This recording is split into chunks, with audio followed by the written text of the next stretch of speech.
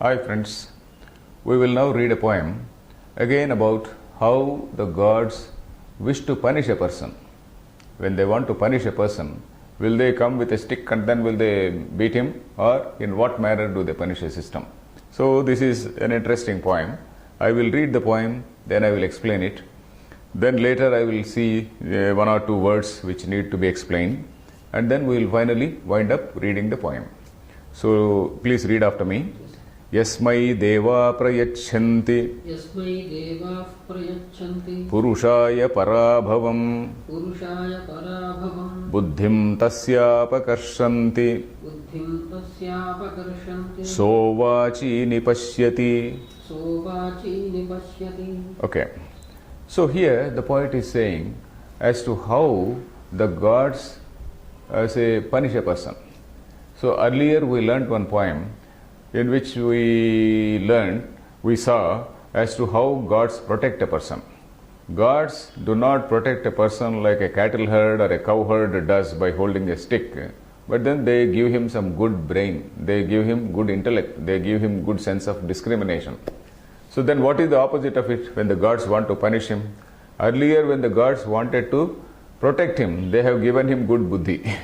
So when the gods want to punish him, they don't directly come and punish.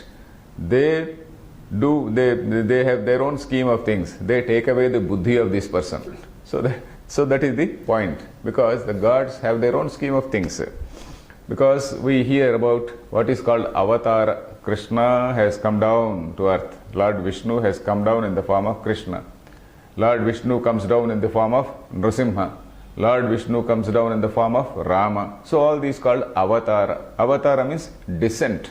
Avatara means God coming down in the form of a man, in the form of say human being, to save people from a lot of misery.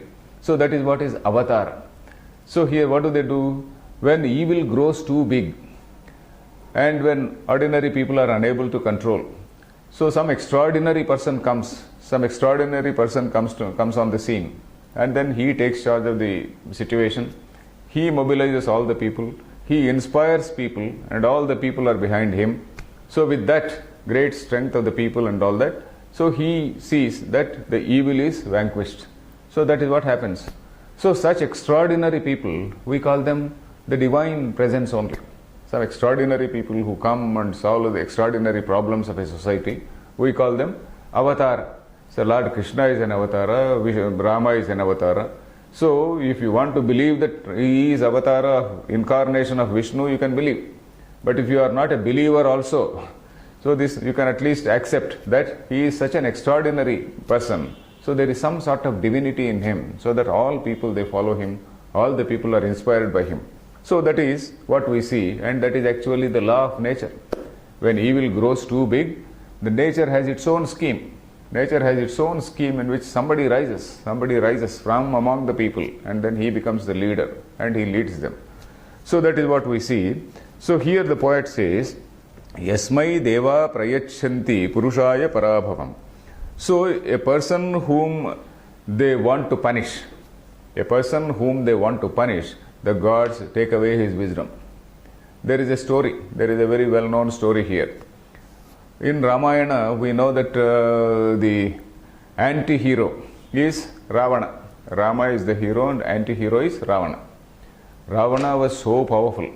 In fact, Rama, the avatara took place only to to defeat Ravana, to crush Ravana.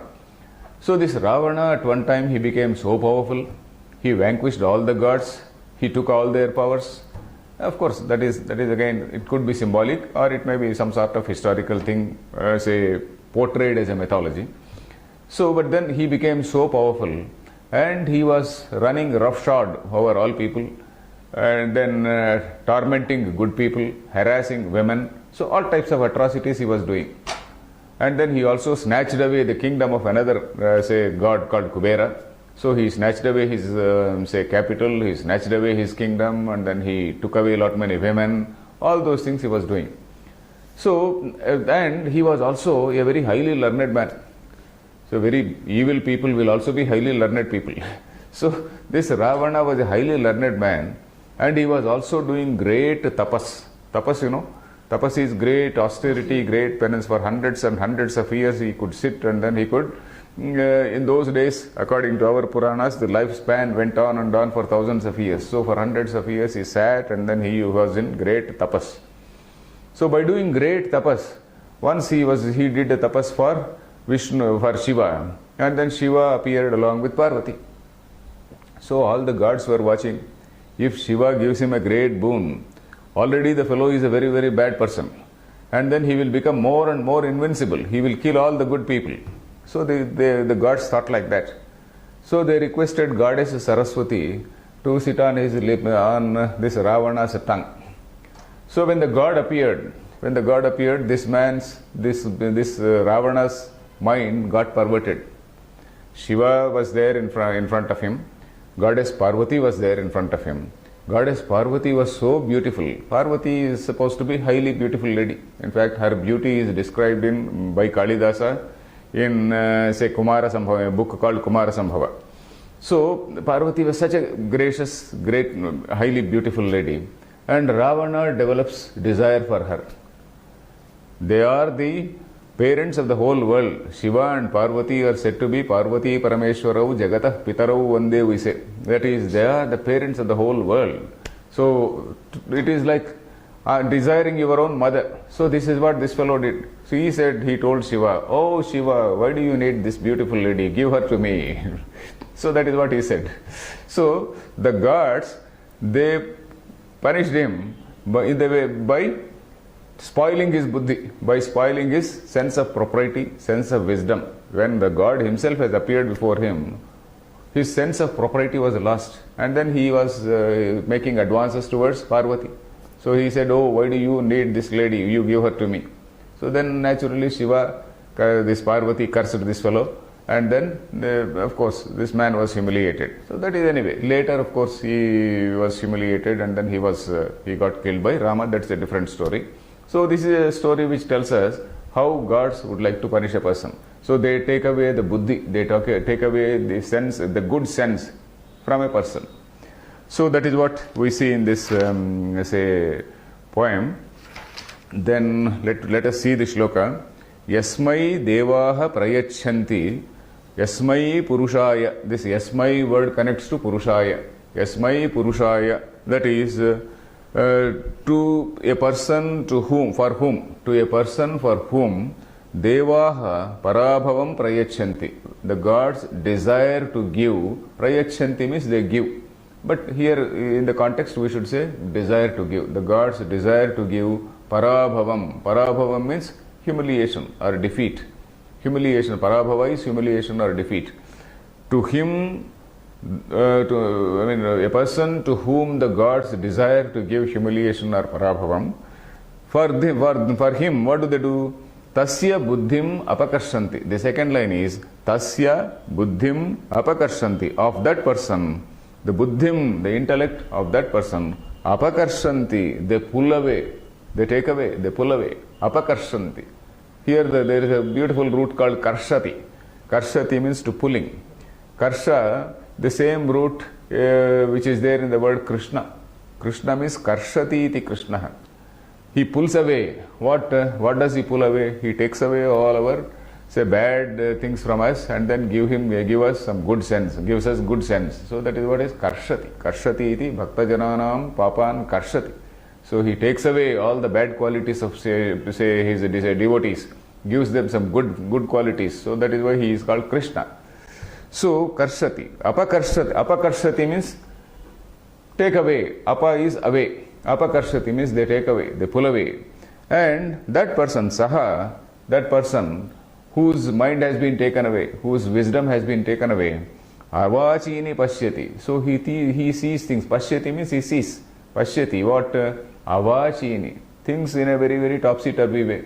His value system is gone. He sees good as bad and bad as good. So he, like Ravana, he was lustful towards the mother, the divine mother. So like that, he does all bad things. So by doing such bad things, he comes to an end. So that is what it means. So we'll read the poem. Yasmai deva prayachanti यस्मै देवाः प्रयच्छन्ति Purushaya parabhavam पुरुषाय पराभवम् Buddhim tasyapakashanti बुद्धिं तस्यापकर्षन्ति Sovachi nipashyati. सोवाची निपश्यति There is one more point here, the last line, Sovachini pashyati. Saha avachini pashyati. So that is the division, that is the splitting up. Saha becomes so in a sandhi, that is euphonic combination. Saha becomes so, and then avachini, that a becomes silent. Sovachini pashyati. So that is why, to indicate that there is a hidden there, to denote that hidden a there is a small s type of symbol used here. It is called avagraha. Avagraha, whenever you find an avagraha, it implies that there is a hidden a there. It is that has to be understood.